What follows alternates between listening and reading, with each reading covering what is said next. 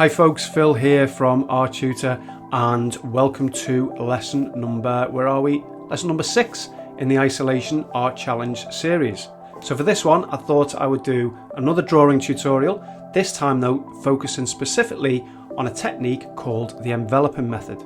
So the enveloping method or technique is used traditionally with figure drawing. It's been used for many years in life drawing classes, and it essentially helps you to draw a bit more of a complicated structure like the human figure with good proportion and good shape.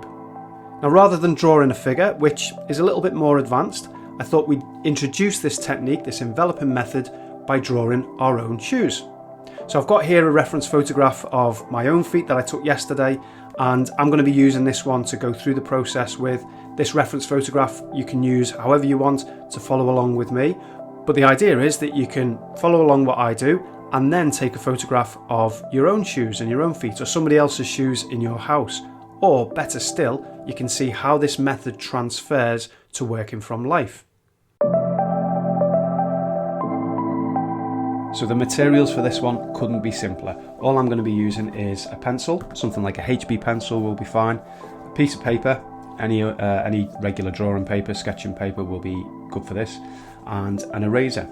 And then when I come onto the shading section, I'll add in another pencil, a softer one, maybe a 3B or a 4B, something like that. And in terms of the reference photograph, if you do go on to take your own and you want to do a drawing of your own shoes, then a little tip for taking the photograph is go and sit in a darkened room with a bottle of gin, and maybe you'll never come out. But no, go and sit in a darkened room with a light just over one of your shoulders at roughly a 45-degree angle. So this is the photograph that I took with that setup. The bottle of gin is just out of shot. And really simple, just any old standard table light will do, just over one of your shoulders, and it will create these nice strong cast shadows and form shadows which are much easier to work from, particularly when you come onto your shading. Always makes your life as an artist much easier if you've got nice strong shadows in your reference photo. Okay, so let's go and take a look at this enveloping method. So the enveloping method essentially consists of drawing a shape around your subject matter, a simple shape, and that shape consists of straight lines and about 4 to 6 straight lines. So typically no more than 6 straight edges. So you can see on this plant, on this flower, I've encapsulated the entire flower with a simple shape, and the lines are touching in places some of the outer edges of the flower. And then here's another example. This is a bit more of a complex still life setup, and you can see again the lines are touching the outer edges of the composition. And then the human figure is the traditional subject matter that this technique is used with. So here's an example of how a simple shape can envelop an entire figure just with straight edges. And the idea behind this method is that it's much easier for you to then copy the shape and the proportions of that shape than it is to try and copy the proportions of all the intricacies within the subject, the figure, the still life, or whatever it may be that you're drawing. So here's our reference photograph that we'll be working from, and you can see I've put a 4-sided envelope, 4 straight edges around the shoes. And I've ignored the legs. I'll come on to that a little bit later, but the legs are going to be quite simple to put in, particularly now that we've got this envelope around. So don't worry about that for now. I've just used the shape that encapsulates the outer edges of the shoes. Now, as well as that shape being relatively easy to copy proportionally, what it also does is it creates negative spaces within the shape. And I'll be coming on to this throughout the lesson. That will become really obvious, but this is the other big advantage of this enveloping method. So our first job is to try and draw this shape in and to try and match the angles of those lines, and more importantly than anything else, to try and get the proportion of the shape correct, so its width relative to its height. So I'm just going to make a little mark at the top and bottom of the paper. This is just for my benefit, just so I make sure I keep everything in shot for you. So I think that should be in shot there. So we'll draw the shoes in this space here, and I'll go as big as I can within that space. So the first line that I'm going to draw in is this left hand edge. So I'm just going to try and match the angle of that. So I don't know if you can see how I'm holding the pencil. It's at the end of the pencil, and I'm running the pad of my hand here along the paper, and that just helps to keep your hand a little bit steadier. So don't use a ruler for this line. It doesn't need to be straight, doesn't need to be ruler straight by any means. You can see mine's got a kink into it, really doesn't matter. What's more important is that the angle is correct. So what you can do when you've put your line down is rest your pencil over the top, and then I'm working from an iPad just out of shot up here. So if you see my hand disappearing, I'm not reaching for the gin, I'm just checking these lines, the angles. So that's not too far off. I think maybe mine has got a bit too much of a slope on. Maybe it's a little bit more vertical. And then this top line, let me just extend that right to the top of the shot. This top line, again, I want to think about the angle. And don't worry about how long you make this line. It's actually a good idea to overextend it. Just keeps your mark making a little bit more fluid. And I can do a quick test. So that's not too far off. And then my bottom line,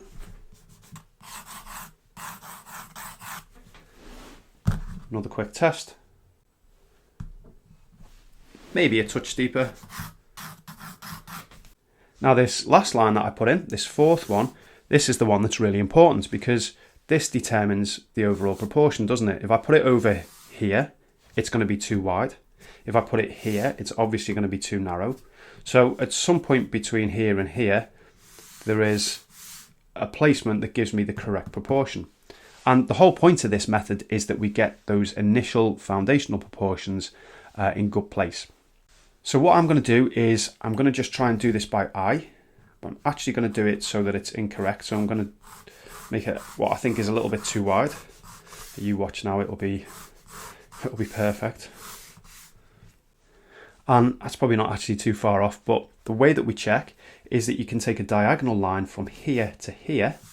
So if I just make a line from here to here, diagonal straight line, and then what you can do is check the angle of this line to the angle on your reference photograph. So I'm just going to put this on the screen now, a little yellow dotted line, just so you can see what I'm looking at, but you don't need to put this on your own reference. You can literally just do a quick check between those 2 points. And as long as this angle is correct, this angle from here to here, it doesn't matter how big or how small this shape is, it's always going to be in good proportion. So if I was doing a really small drawing, like a postage stamp size drawing, as long as I get my angles of these lines correct,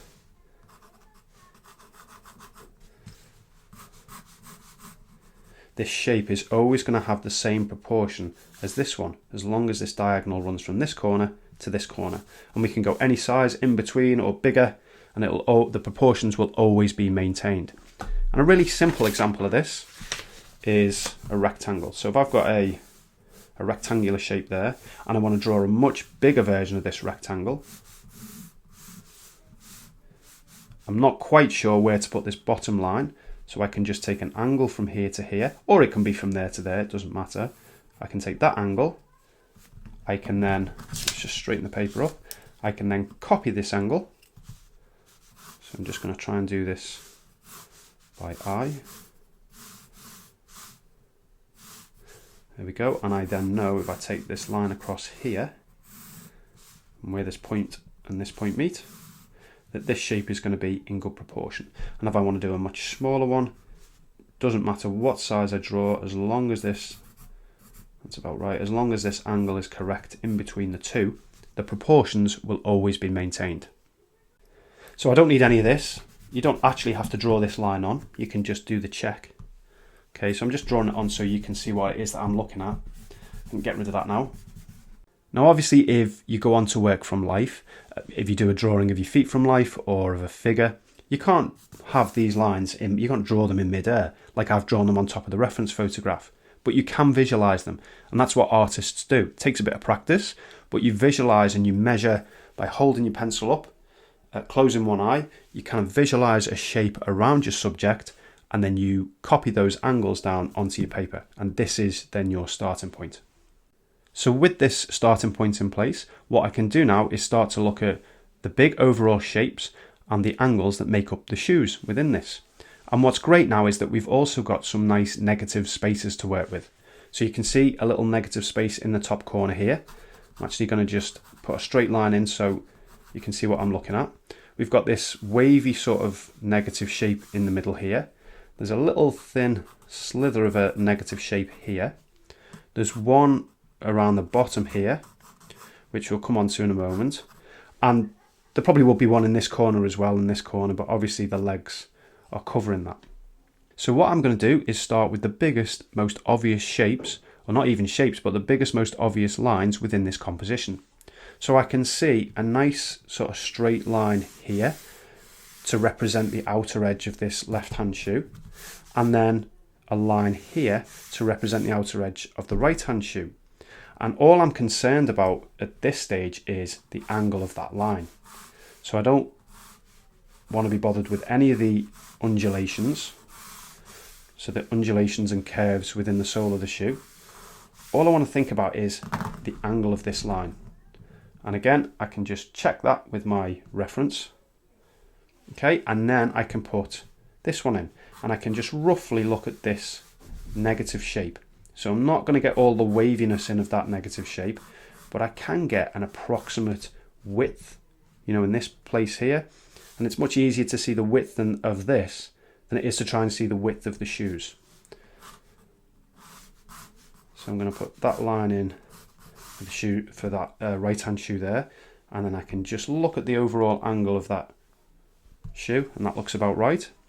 And it may be that I have to move this line slightly that way or this way, and the same for this one, that way or this way. In fact, it's almost certainly going to be that they're not in the exact position that they need to be, but that doesn't matter at this stage. You're just putting something down that is your best estimation, because when you've got marks on your paper, it's then easier to go and compare things to your reference. Don't obsess over trying to get these marks correct first time. That's not important. What's important is that you put something down, make your checks, and then adjust where necessary. So one of the quick checks that I can do is I can just look at where this line here, for example, breaks into the bottom of our shape.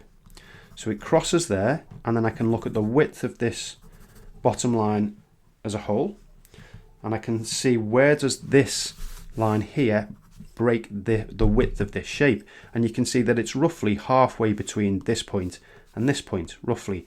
I would say my mark is a little bit closer to this one than it is to this one. And if you want to do a quick check, you can just use your pencil as a measuring device. So I've placed my line slightly closer to this mark than this one. And if I compare that on my reference photograph, in actual fact, what I can see is that this distance here is greater than this one. It actually breaks the line around about there. So I can make that adjustment. Same angle, so the angle of this line is okay, but the position of it just meant that this shoe would be a little bit too narrow. And then you might feel confident enough to just adjust this line slightly, just looking at the width of this shape, or the width of this negative space. But there are also some checks we can do for this. So you could extend this line and see where it breaks. And that's about, this distance here is about a third, isn't it, of the total length. 1, 2, 3, maybe a little bit more than a third. And you could check that on your reference. Or you could also say where these 2 points meet. So where the shoes in the reference photograph, the 2 shoes is just a kind of a kissing edge here. Where is this in relation to, if I draw a horizontal line across, how far up this line is it? So I think it's going to be somewhere roughly between these two. So what we're doing here is laying a really good foundation. We're looking at the angle of the shoe and the way that it's slightly turned over, the proportion of this shoe to this one and the angle of this one, because it doesn't matter how much detail we put in with laces and nice shading, if that's all sat on top of a structure, an underlying structure that is incorrect, that's what the viewer will see. And it jars the viewer's eyes if there's these really nice details, really carefully shaded details on top of an underlying proportionally poor drawing. So at this stage, I feel like I still need to put in a couple more key landmarks. And by landmarks, I just mean a position of major breakpoints or major structures within these shoes. Because these are still quite big spaces, aren't they? This is quite a big blank space here for this shoe and here as well. So proportionally, we could still get things wrong by making putting the laces in the wrong place. The back of the shoe becomes too short in comparison to the front of the shoe, and so on. So there's no right or wrong landmark to look for. It's just something that gives you a little bit more information to go from. So what I'm going to do is I'm going to look for a line across where the shoe ends and the ankle starts, so the flesh of the ankle. And I can actually take a line across both shoes. So if I just look at that angle across my reference photograph, and it's a different angle to this one. So I'll just put a little image up on screen so you can see what I'm looking at. But this angle is quite steep, and the angle of that I'm looking at is quite a bit flatter. So I'm going to be thinking about both the angle and the position of this line. So how high up the shape does it go? So let me just double check that angle. I think I might have done it a little bit flat. Yeah, I think it needs to just be a slightly steeper line. Only slightly. And as well as the angle, I need to check that this line is not too high up and not too low down. So I can see at what point it breaks this line here. And it's slightly, I'm just going to give you an easier way to visualize this. So you can see that this distance here is less than this one.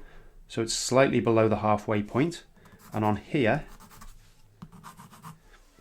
I'd say it's roughly halfway, maybe slightly above halfway.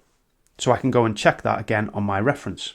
So I'm happy with the position of that line. Again, it may not be perfectly accurate. I'm sure it isn't, but it's a good guiding point so that as I add in more of these structures, I can adjust things if I need to, but this is a good guiding point to make sure that my overall proportions aren't going to be too far off. So now let's take a little look at some negative spaces and some kind of abstract shapes. So we've got this nice one down the bottom here. And again, I can just look at where the back of the shoe breaks into this line. And I'm just going to focus on this space between the two shoes, just very, very roughly. So I've got a straight line for the back of the shoe. And that's actually, if I look at my reference photograph, that's a much flatter angle than what I've done.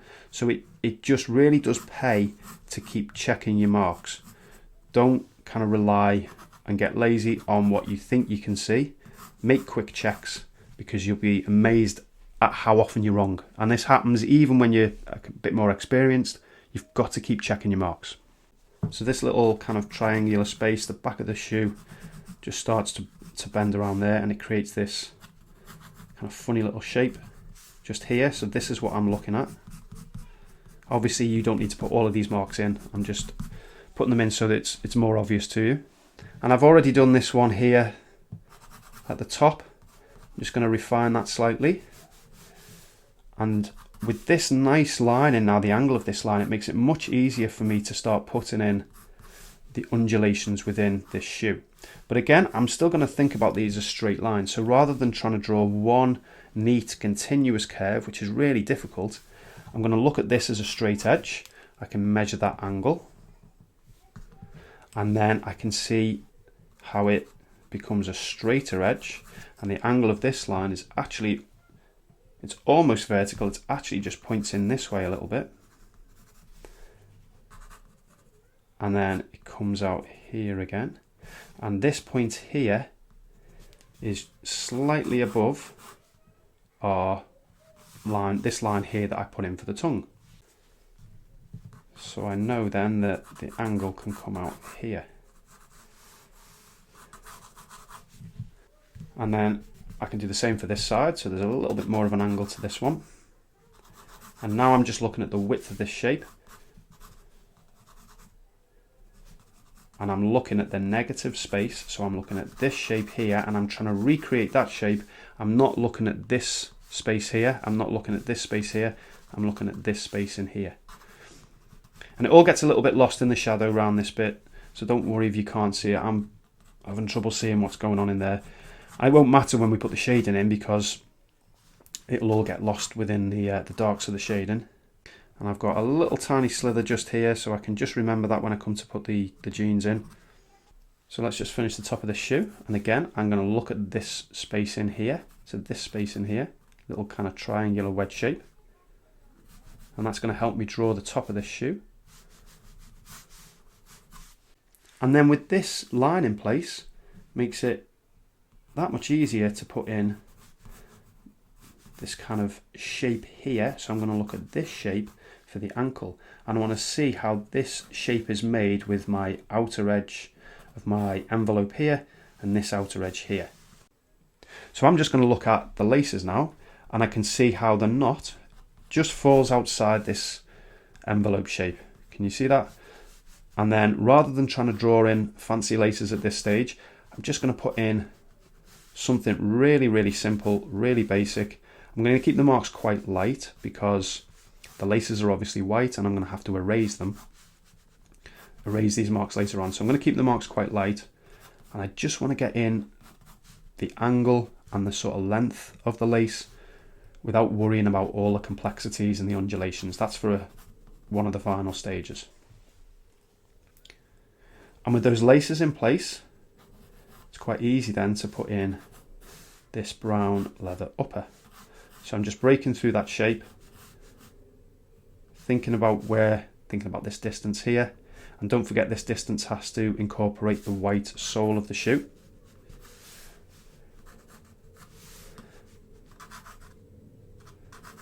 And little thing there that I've not even mentioned, but do you see how I started to draw this and then I suddenly jumped to this area here? And it's just to reiterate that point that rather than trying to draw these long, neat lines, you want to think about the overall basic positions first. And if I do a little bit of a mark here and then a bit of a mark there, a bit of a mark around the back, it's then much easier to draw in the entire line in a much more accurate way. So getting the width of this brown piece here and the angle of it much more accurate, rather than trying to draw this neat line, continuous line from the start here to the finish. And then let's look at the blue shape. So this is kind of a thin blue wedge shape, isn't it? It's got an angle here to it. And then I need to look at the angle of this blue line. It almost disappears, this space here. And then it pops back out here. So I think I just need to make this ever so slightly wider, this shoe.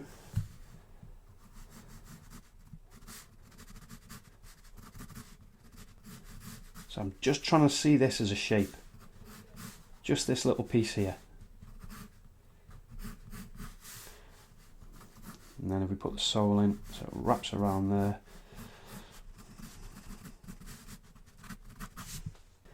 Got this lace here.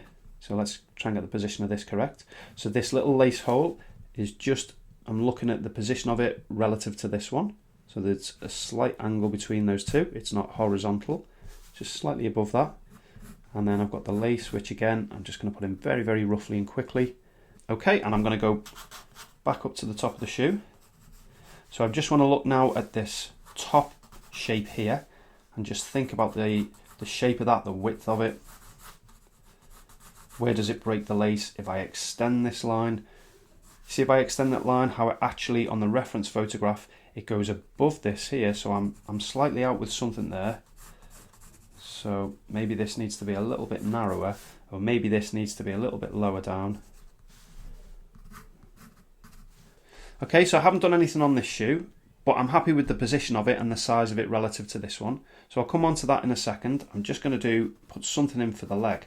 So I'm just going to look at this ankle bone that comes out, this ankle shape, and I'm going to see this as two straight edges, so an angle there and then an angle here. And I'm just going to look at the shape inside that is made with the enveloping line.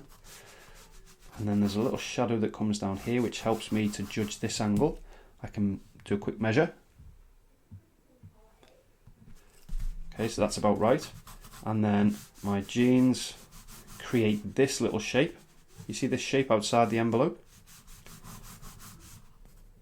And then down this side, again, I'll just break all that complexity of the folds into one angle. So it's going to be something along those lines. And when I put this one in, I can look at this negative shape outside of the triangle, outside of the envelope. And then it's the same process for this shoe, except now we've got a few more landmarks on this side to be able to make comparisons with marks that we put on this side. So if I put the tongue in, and I just think about where that is roughly, and I've got this guiding line that I put in earlier, you can actually put that in as 3 straight lines. if you want to. That's a little bit easier. And then if I just draw a line across, a horizontal line, so horizontal to the bottom edge of my paper. And where does this correspond to the drawing on the left? So it's around about where the ankle finishes. Okay, you see that? I can just check that on my reference. So I'm happy with the position of this because on my reference and on my drawing, this horizontal line touches the ankle. So with one positioning that I'm happy with, it makes it that much easier to put others in. The position of the knot is about there. Straight line again, so I'm not drawing a nice neat curve. I'm drawing this line in and then a straight line for the angle of this. If I draw a line across to this one, what is the angle of that? That's something I can look at. And that gives me the top location. We've got this one in here, and again, this lace here, I can look at how it relates to these two. And it's quite easy to see these because they're nice bright shapes, aren't they? Where is the position of this relative to the position of this little angle here? So all of these little things that I'm trying to verbalize is just what my eyes are flicking backwards and forwards between. So I know it feels kind of very stop-start, and it is at first, as you learn in the process, it's quite mechanical and it's quite methodical, particularly as I'm stopping every other second to describe what it is that I'm seeing. But it doesn't take long at all for this process to become much more fluid. And if I was drawing this without all the commentary, you would see how much more fluid it is, how much quicker it is, and I'd probably make a better job of it as well. So what I'm going to do now is just tidy everything up, use the kneaded eraser over everything, get rid of these construction marks, the shading that I've put in. Obviously you won't be putting that in on your drawing, and just tidy up some of these marks here that are a little bit scruffy, and then we'll come back and look at shading.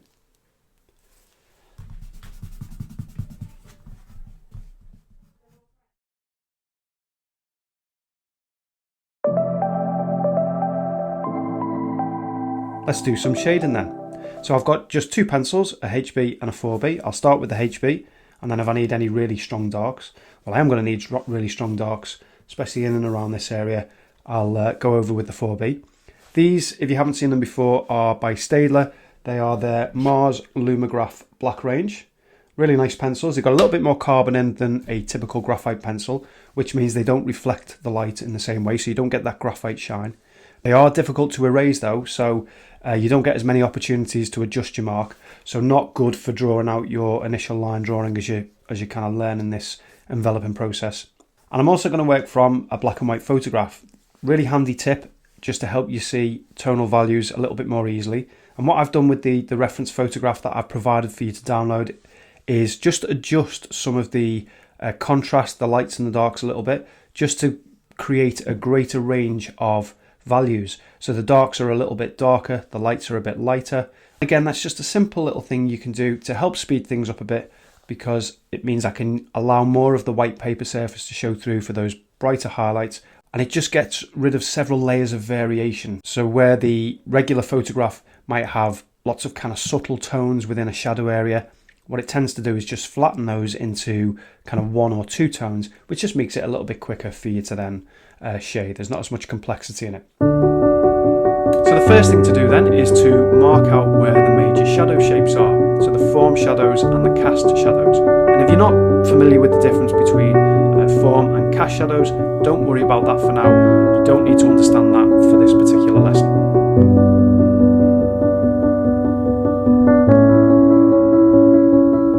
Now the way that I've set the screen up, if you have a look, is on the left hand side we've got the reference photograph that we'll be working from, and then in the middle I've got a photograph of the final piece of artwork, and then on the right hand side we've got my drawing as I go through it. And the reason for putting the final piece of artwork up is just so you can see at each particular stage the difference between any kind of area of the drawing, how it looks as I'm working on it, and how it looks ultimately.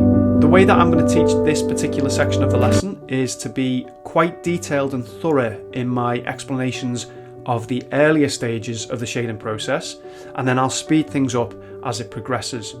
So if it feels a little bit like it's progressing a bit slowly, bear with me, because a lot of the important concepts and techniques that you need to understand are front loaded, and it will pick up speed quite quickly. So I spent around about 2.5, maybe 3 hours on the shading side of this drawing in total. And it doesn't matter how long it takes you, it's completely irrelevant how long a piece of art takes. There's no prizes obviously for being quicker. The reason that I mention the time is purely to give you some context, because I think a lot of newcomers could improve their shading simply by spending more time on it. Most of the drawings that I've critiqued over the years are underworked and not overworked. So I spent a good hour on the first shoe, I would say, maybe a little bit more, and then 40-45 minutes on that second shoe, and then about another hour again on the jeans. And I draw for a living, or I'm supposed to draw for a living, and that means that a similar sort of style to this and a similar level of detail is probably going to take most people longer than it took me. Okay, so just bear that in mind as you go through your shading process, that you need to put enough time into it to get the results that you want. Now, when you come on to shading, the hardest part, in my opinion, is always the start, because you've got all this white paper staring back at you in the face, and even for more experienced artists, it does take a little bit of time for them to warm up and to get into that more flowing state of mind. And the way that I deal with the start is to just lay down some initial tone, and it's usually into one of the form shadow areas. So in this example, it's just here on the tip of the shoe. And this just helps me get a feel for the pencil, and it gets me starting covering the paper, gets over that kind of initial hurdle of just getting going. And the key is that I'm using a lighter value. So a lighter tone, applying less pressure with the pencil than what I know it's going to need ultimately. And you can see that if you look at the final sketch to the left, at this point my shading isn't dark enough, and I know that. I'm just getting a feel for the subject, for the pencil, and it's much easier to err on the side of being too light and then strengthening those values later on, particularly if you want to add some texture over the top, maybe a bit of cross-hatching or whatever it may be. Here with the tongue, I've gone a little bit darker, but it's still quite tentative. I'm going to have to revisit this point at some point later on.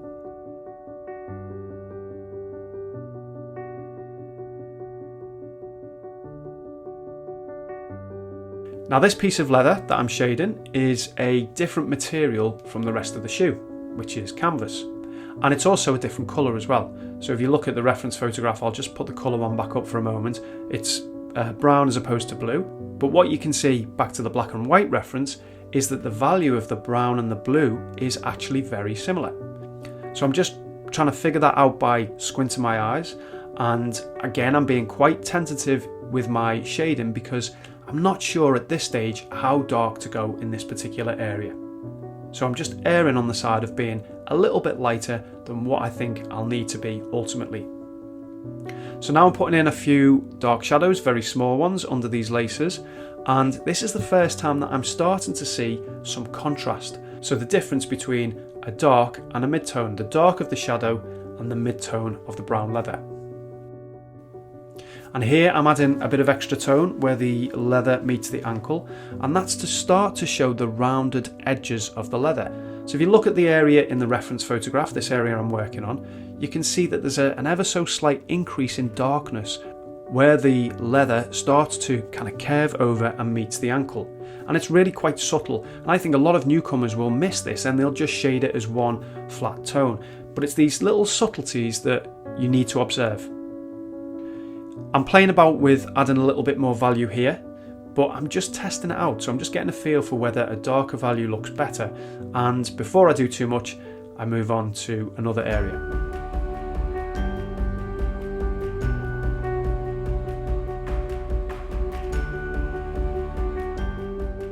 So here I'm starting to add a bit of texture and a bit of detail within the shading, but again, it's still very light.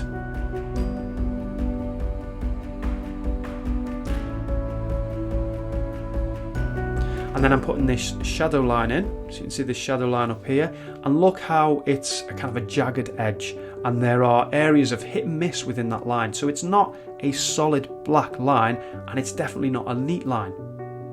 So that's again something that we want to observe quite closely. Now here I'm shading a thin line because what I can see on the reference photo, and if you look closely at this, I can see the dark shadow line, Then there's kind of a thin light edge next to it. Then there's a slightly thicker mid-tone, isn't there, of the blue canvas. And then there's the white stitching. When I first looked at that area, I had to look several times to figure out what the heck was going on. It's so easy for your eyes to get lost amongst all of the detail that's going on there. Take your time, flick your eyes backwards and forwards several times before you make a mark so that you're happy with what you're doing. I'm just adding a bit more tone here, and I'm noticing how the tip of the shoe is subtly darker as it turns away from the light. And as I shade this area, I'm going to reserve another thin white line, and that will be for the stitching, or for something to represent the stitching. I'm not going to put every stitch in.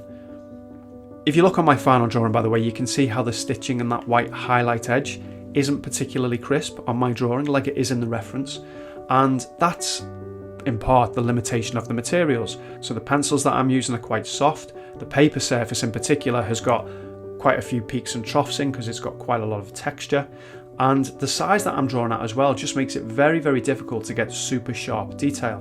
But that's not what I'm aiming for anyway. This is not a hyper-realistic drawing, so I'm not worried about not being able to perfectly render those details. So now this is the first time that I'm starting to work up an area in a little more detail. I'm looking at the creases in the canvas and the subtle lights and darks that make them up. I'm not observing these perfectly by any means, far from it.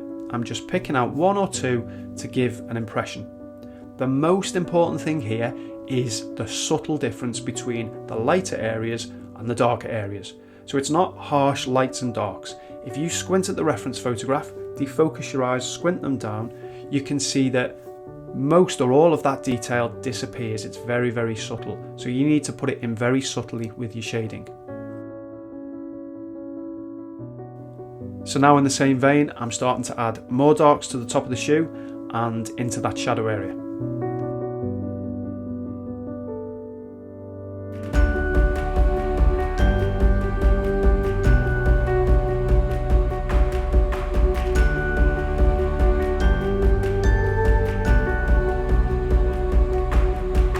Now for these little lace holes, again, I'm limited by the size that I'm drawing and by the materials. If you look at the reference photograph, the metal of that lace hole is actually an identical value to the brown leather that is surrounding it. And what stands out to me about that lace hole is the thin highlight crescent shape. Do you see that? And then there's a little bit of darker shadow, it's a crescent shape again, beneath that highlight. And then there's a really dark shadow. It's only small, but it's really dark, where the lace enters the hole. So I've quite crudely copied those three things, and then I've exaggerated them slightly. And that's because if I don't exaggerate them, if I don't make the highlight, the white little highlight crescent a bit bigger, and the little dark crescent underneath it a bit bigger, with these materials on this paper surface, they're just not going to show up at all otherwise. So the lace hole, this detail, is really simplified compared to what it is on the reference. I'm just gently adding some texture and tone to the brown leather here. There was too much paper surface showing through. I didn't like that because it's quite a smooth texture, isn't it, leather? And I also wanted to vary some of the tones within that area, which you can see is the case in the reference. But again, it's subtle. Same idea for this lace hole, as I spoke about a moment ago. Same for all of the lace holes, just simplify them. Now I'm adding a thin dark shadow edge around where the leather meets the ankle, and it's a very thin line. It's quite a bold line, but it's very thin. If you make this line too thick and too uniform, it's going to look cartoon-like.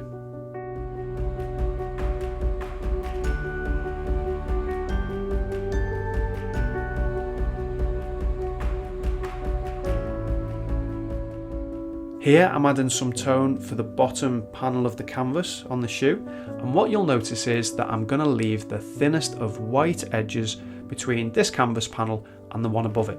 Can you see that? You can see it if you look really carefully on the reference photo, but even if it wasn't there on the reference, I would still separate these two panels with that really thin white line, and that's a good rule of thumb whenever you've got two very distinct and separate shapes or areas in a drawing that are touching each other.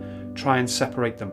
In all likelihood, you're going to have to tone that thin white line down with some shading at the end, but it's just a nice way to break up large areas.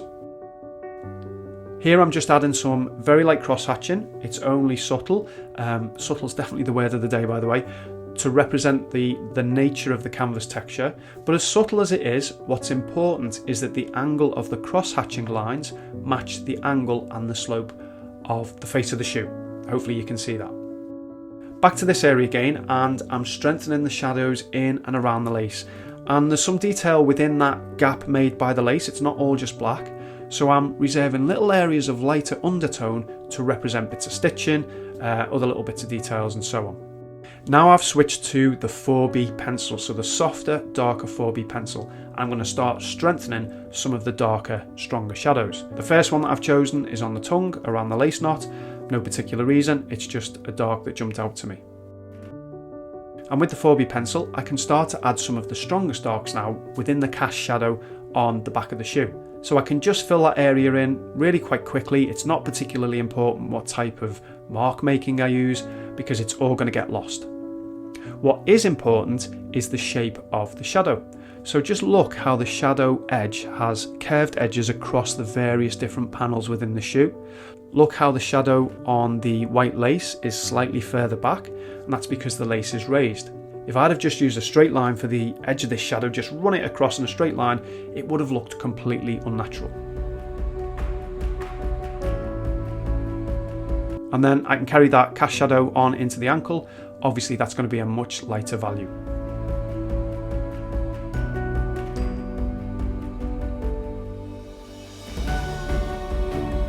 Now for the ankle and the lower leg, I'm using really light shading, and I'm doing that with the side of the pencil. So this is an area I think is probably the weakest in my final drawing.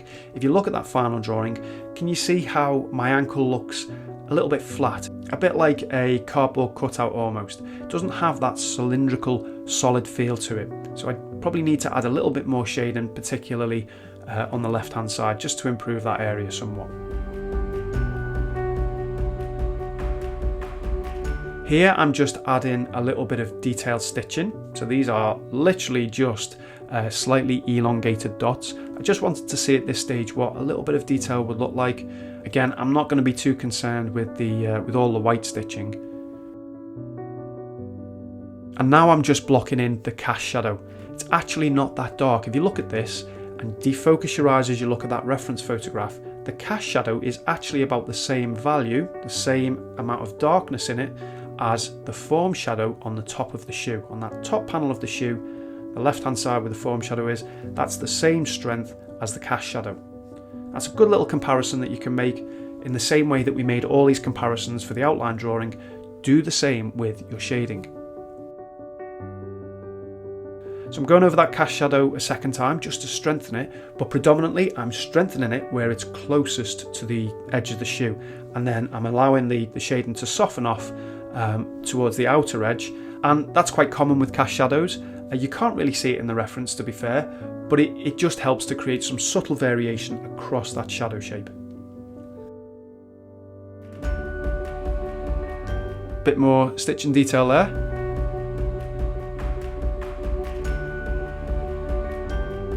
And a bit more work on the ankle. Not enough though, I need to do some more on that.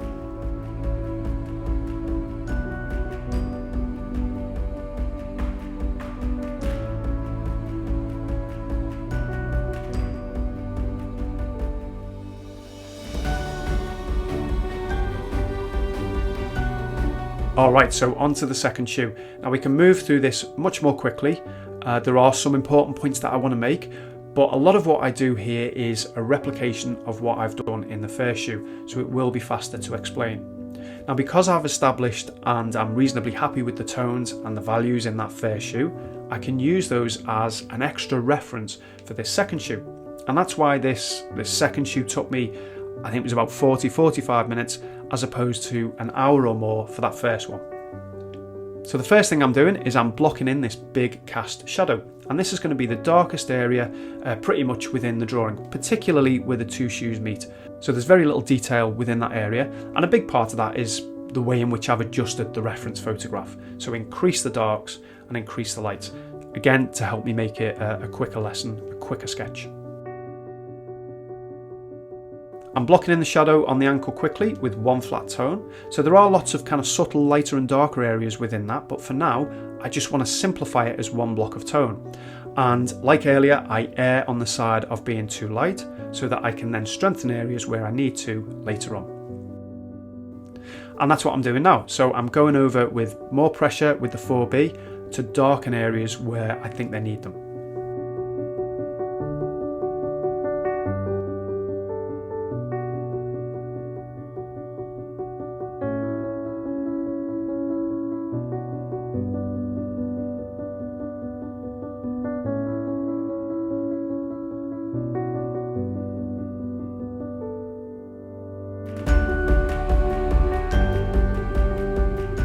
Onto the top of the shoe, and here I really want to show some cross-hatching texture. It's more apparent on this shoe than it is on the left-hand shoe, just because of the light, it's more in the light. So I'm going to use vertical lines to start with, and I'm just trying to create a similar kind of pattern to what I'm seeing on the reference photograph. Now when I say vertical lines, they aren't perfectly vertical, are they? They are at the same angle as the shoe, and that's really important because that helps to describe the plane on that surface.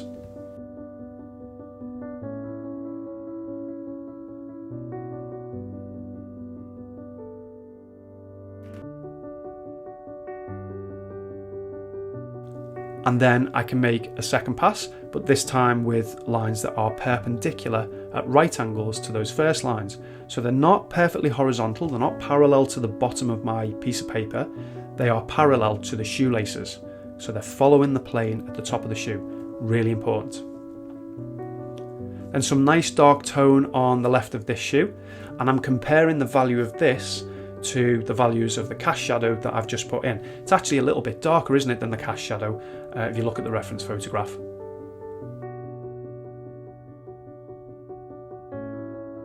A bit of detail around the tongue and some more cross hatching on the tongue, just to show that it's made from the same canvas material. Some dark tone for the line around the outer edge of the toe of the shoe there. And I'm just trying to leave, I don't know if you can see this, but I'm just trying to leave a thin white line within that shape that I'm doing. Within that kind of thin line itself, there's an even thinner white line that I'm trying to reserve in the middle. And that's just to loosely represent some of the stitching.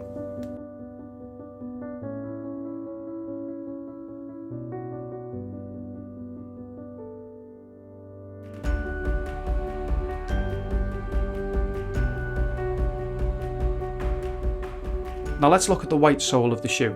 So on the left hand shoe, the first one I did, I left it as the white of the paper because it was a really bright white.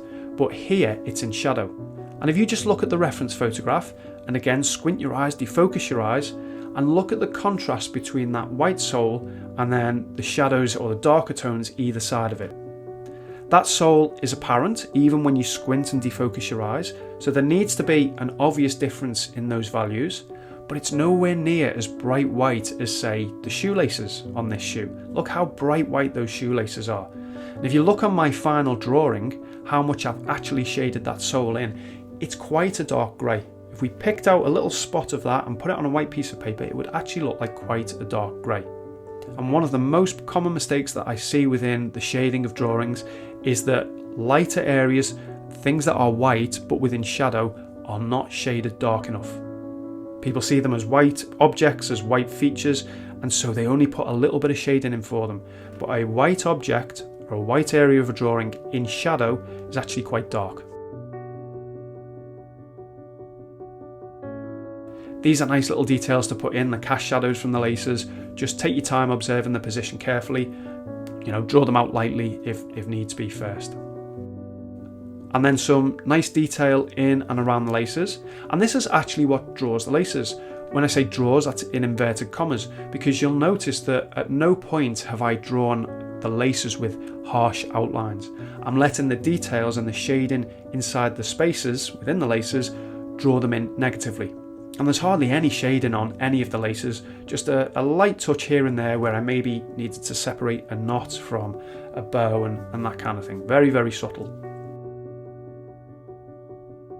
A little bit more work on the toe of the shoe, just to darken the right hand side slightly. Still using the cross hatching marks though.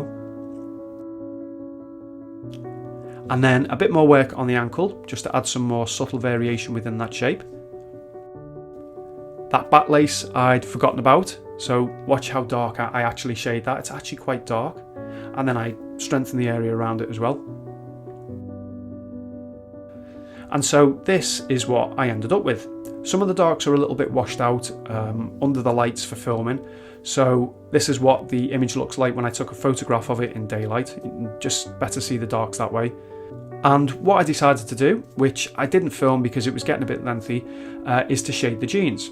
So I just lightly marked out where the big creases were, just to kind of get my bearings. And then I blocked in the darks, the strongest darks, and I actually used it was either a 6B or an 8B for those darks. And then I used the HB for the lighter areas, HB and the 4B for the lighter areas. The most important point to remember for the jeans is contrast. So if you look on the right hand leg, for example, in my drawing, there's not a lot of contrast between the lights in those creases and the darks. In fact, if you took a swatch of colour from the light areas on that right hand leg, it would be a very, very dark grey, and it only looks lighter next to the jet black of the shadows. So there's the finished drawing. I know that it can potentially be a little bit intimidating, look a little bit intimidating to someone who's more of a newcomer, but hopefully if you've gone through this lesson in its entirety, you can see that there's nothing mysterious about it. There's nothing that can't be achieved by anyone with a bit of practice and just taking your time. So download the reference photographs below this video and have a go. Let me know your thoughts in the comments. Did you find it difficult? Did I do a good job of explaining it or not? Any requests again for future lessons, put that in. I'm going to do another 3 or 4, I think. And yeah, I hope you've enjoyed this, and hope to see you in a future lesson.